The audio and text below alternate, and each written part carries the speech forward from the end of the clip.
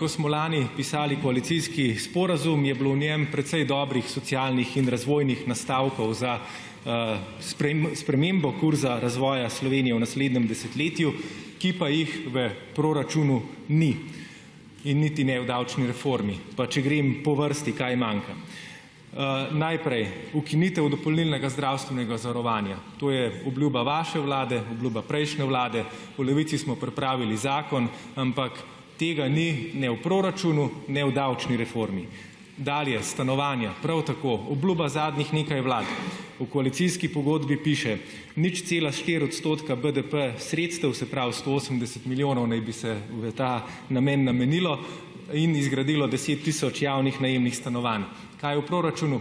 3 milijone sredstev za stanovanja. 3 milijone. Znanost in raziskovanje.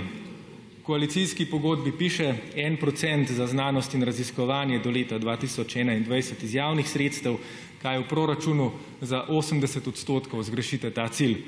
Upokojenci, prav tako koalicijska pogodba obljublja večji prispevek za delodajalce, zato da se skoraj 100 tisoč upokojencev, ki živijo pod pragom revščine, povleče ven in jim nameni vsaj 613 evrov minimalne pokojnine. V proračunu tega ni, niti v davčni reformi. Podnebna politika. Slovenija je zavezana, da bo do leta 2030 za 40% zmanjšala svoj ogljični odtis. V proračunu ne vidimo niti v davčni reformi nobene vizije, ki bi nas tja peljala. Kaj pa je v proračunu in v davčni reformi? Imamo razbremenitev, na katero sem vas opozarjal že marca, da je razvojno škodljiva in socialno.